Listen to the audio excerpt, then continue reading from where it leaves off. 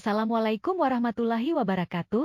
Selamat pagi dan salam sejahtera untuk kita semua. Saya Andi Mardiana Padupai. Hari ini kita akan membahas topik yang penting dan menarik, yaitu pendidikan multikultural. Semoga materi ini bisa menambah wawasan dan menjadi bahan refleksi bersama. Definisi pendidikan multikultural adalah pemahaman kritis terhadap keberagaman budaya dalam masyarakat serta keterampilan pedagogis untuk menciptakan lingkungan belajar yang inklusif, adil, dan menghargai perbedaan. Menurut James A. Banks, a field of study designed to increase educational equity for all students that incorporates content, concepts, paradigms, and teaching strategies from diverse cultures.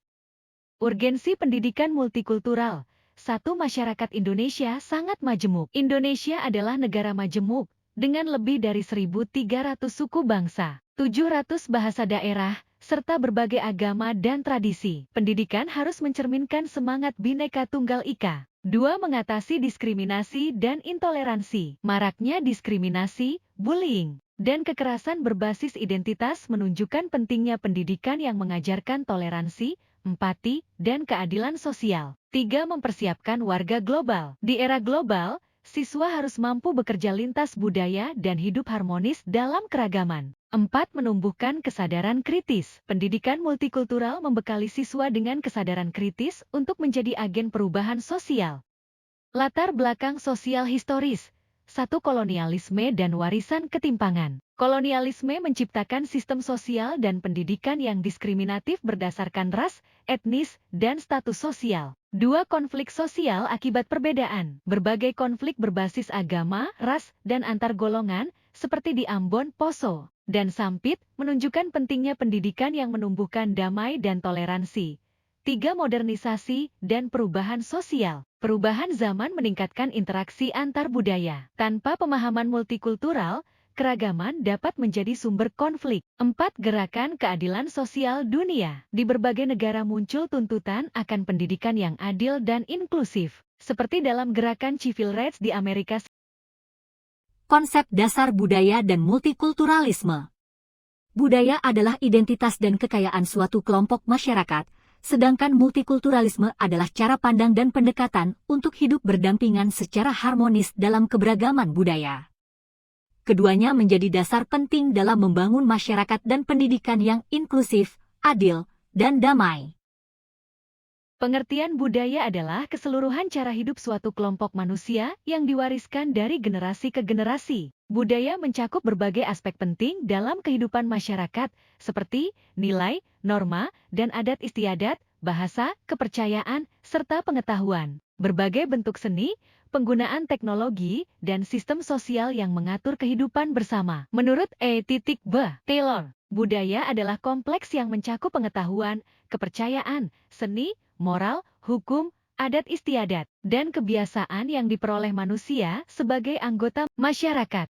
Pengertian subkultur adalah kelompok budaya dengan ciri khas tertentu yang membedakannya dari budaya dominan, namun tetap menjadi bagian dari masyarakat. Contohnya budaya remaja, fashion, musik, bahasa gaul, komunitas etnis di kota besar, komunitas punk, gamer, atau santri. Subkultur memperkaya keberagaman, tetapi juga bisa memicu konflik nilai jika tidak dikelola secara inklusif.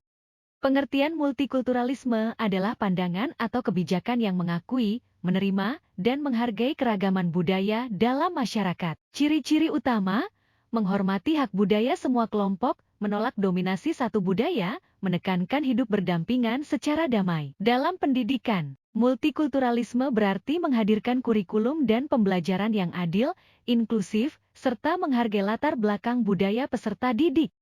Dinamika budaya dalam masyarakat majemuk terdiri dari berbagai kelompok budaya, etnis, agama, dan bahasa. Bentuk dinamika budaya: akulturasi saling memengaruhi budaya tanpa menghilangkan identitas asli. Asimilasi peleburan budaya minoritas ke budaya dominan seringkali disertai hilangnya ciri khas. Konflik budaya gesekan nilai dan cara hidup yang berbeda.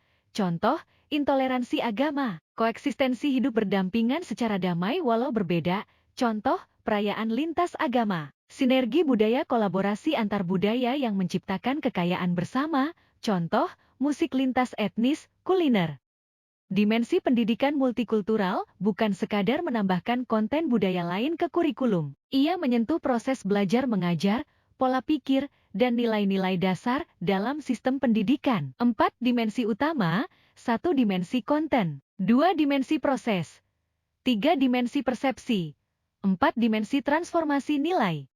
Dimensi konten melibatkan penambahan materi, tokoh, dan perspektif budaya beragam ke dalam kurikulum. Misalnya, siswa tidak hanya belajar tokoh nasional, tetapi juga tokoh perempuan, daerah, dan minoritas. Tujuannya adalah mengakui kontribusi semua kelompok budaya dalam sejarah dan ilmu. Dimensi proses menekankan adaptasi metode belajar yang inklusif dan menghargai keragaman. Guru dapat menggunakan diskusi terbuka, pembelajaran kooperatif, atau studi kasus lintas budaya. Tujuannya mendorong partisipasi aktif semua siswa tanpa diskriminasi.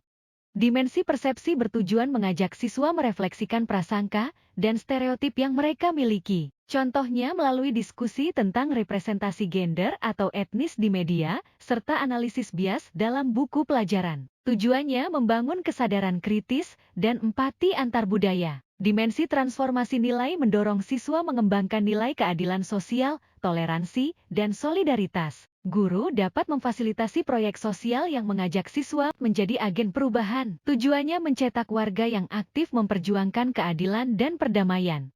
Teori-teori dasar pendidikan multikultural. James A. Banks merumuskan 5 pendekatan pendidikan multikultural. Additive approach menambahkan materi budaya lain tanpa mengubah kurikulum. Transformation approach mengajak siswa melihat konsep dari berbagai perspektif budaya. Contribution approach menyoroti tokoh atau perayaan budaya secara simbolis. Social action approach mendorong siswa melakukan aksi nyata untuk keadilan sosial. Dan prejudice reduction bertujuan mengurangi prasangka melalui pemahaman lintas budaya. Sonia Nieto menegaskan bahwa pendidikan multikultural harus bersifat antirasisme, bukan netral budaya. Ia menekankan pentingnya kekuatan siswa dan komunitas, serta kesadaran akan kuasa dan identitas dalam pendidikan. Pendidikan multikultural, menurutnya, bukan sekadar pengayaan budaya, melainkan harus mendorong perubahan struktural dan sistemik. Carl Grant dan Christine Slater memandang pendidikan multikultural sebagai sarana transformasi sosial, bukan sekadar penyesuaian terhadap keberagaman. Tujuannya adalah mengubah masyarakat, bukan hanya mengakomodasi perbedaan. Karena itu, pendidikan perlu disertai dengan analisis terhadap relasi kuasa, ketimpangan, dan dominasi dalam sistem pendidikan.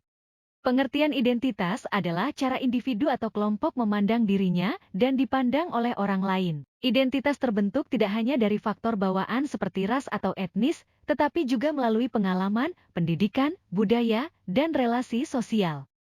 Satu identitas individu mencerminkan ciri khas, nilai, dan pengalaman pribadi yang membedakan seseorang dari orang lain. Contoh, saya pelajar yang suka sejarah dan aktif di komunitas. 2 identitas kolektif merujuk pada keanggotaan dalam kelompok sosial dengan nilai dan budaya bersama. Contoh, identitas sebagai orang Jawa, umat Islam, atau warga Indonesia. Seseorang bisa memiliki beragam identitas yang dapat berubah tergantung waktu dan situasi.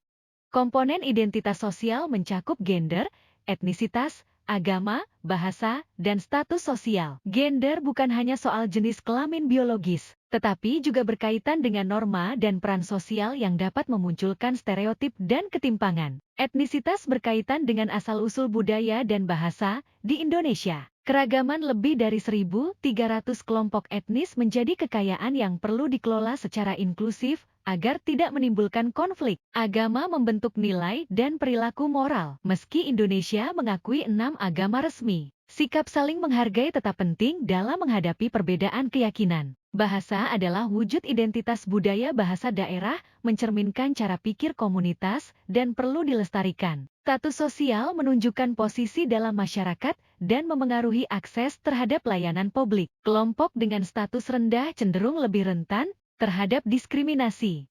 Pendidikan harus merespons keberagaman dengan tidak mendiskriminasi latar belakang siswa, menciptakan ruang belajar yang aman dan setara, serta menumbuhkan empati dan toleransi. Prinsip utamanya, pendidikan yang baik tidak menyamakan semua siswa, tetapi menghargai keunikan setiap individu sebagai kekuatan dalam proses belajar. Pengertian isu sosial dalam konteks multikultural muncul saat keberagaman budaya tidak dikelola secara adil. sehingga terjadi perlakuan tidak setara terhadap kelompok tertentu berdasarkan identitas seperti suku, agama, ras, bahasa, gender, atau status sosial. Bentuk-bentuk isu sosial dalam konteks multikultural meliputi diskriminasi, stereotip, prasangka, dan marginalisasi. Diskriminasi terjadi saat seseorang diperlakukan tidak adil karena identitasnya. Misalnya siswa ditolak sekolah karena berasal dari kelompok etnis minoritas. Stereotip adalah pandangan berlebihan dan menyederhanakan suatu kelompok, seperti anggapan bahwa perempuan tidak cocok menjadi pemimpin. Prasangka muncul dari penilaian negatif tanpa dasar terhadap kelompok lain. Misalnya ketakutan terhadap kelompok agama tertentu karena pengaruh media. Marginalisasi terjadi ketika kelompok tertentu tersisih dari akses terhadap pendidikan, layanan publik, atau kebijakan, seperti masyarakat adat di daerah terpencil.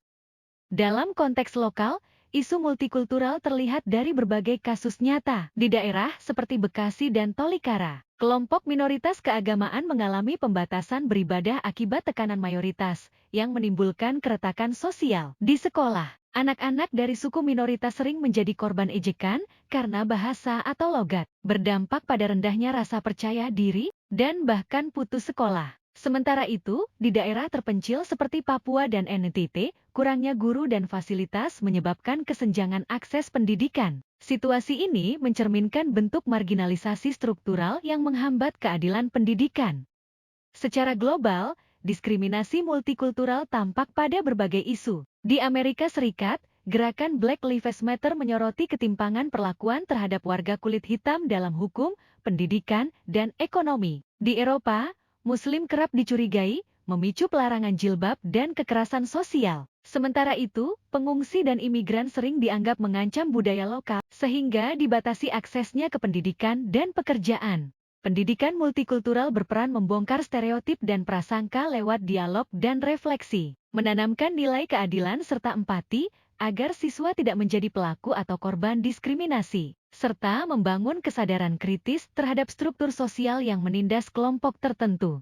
Tugas diskusi. Pernahkah Anda menyaksikan atau mengalami diskriminasi di lingkungan sekolah atau masyarakat? Ceritakan dan analisislah pengalaman tersebut. Dari studi kasus global, manakah yang paling relevan dengan kondisi di Indonesia? Jelaskan alasan Anda. Cukup sekian materi yang dapat saya sampaikan. Terima kasih.